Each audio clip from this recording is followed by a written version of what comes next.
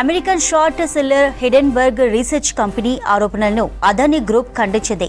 కేవలం లబ్ధి పొందేందుకే Hindenburg research company ప్రకటనలు చేస్తోందని అదానీ గ్రూప్ విమర్శించింది. అటు హిడెన్బర్గ్ కంపెనీ ఆరోపణల్లో ఎలాంటి వాస్తవాలు లేవని సెబీ చైర్పర్సన్ మాధవి పూరి బుచ్ అన్నారు.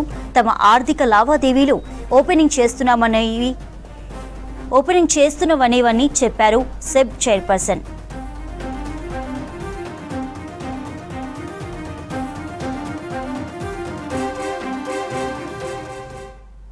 అదానీ సీక్రెట్ ఫారిన్ కంపెనీలో సెబీ చైర్పర్సన్ మాధవి పూరి బుచ్ ఆమె భర్తకు వాటాలున్నాయని హిడెన్బర్గ్ రీసెర్చ్ కంపెనీ సంచలన ఆరోపణలు చేసింది.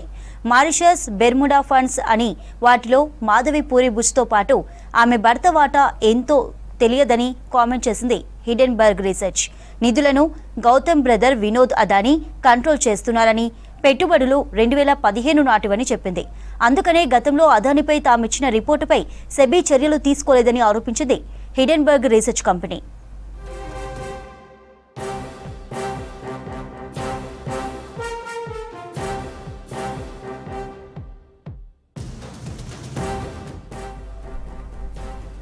American short seller Hindenburg research company ఆరోపణలను అదానీ గ్రూప్ ఖండించింది.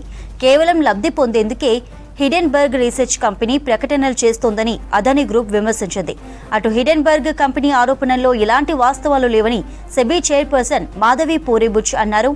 తమ ఆర్థిక లావాదేవీలు ఓపెనింగ్ చేస్తున్నవని చెప్పారు సెబీ చైర్పర్సన్.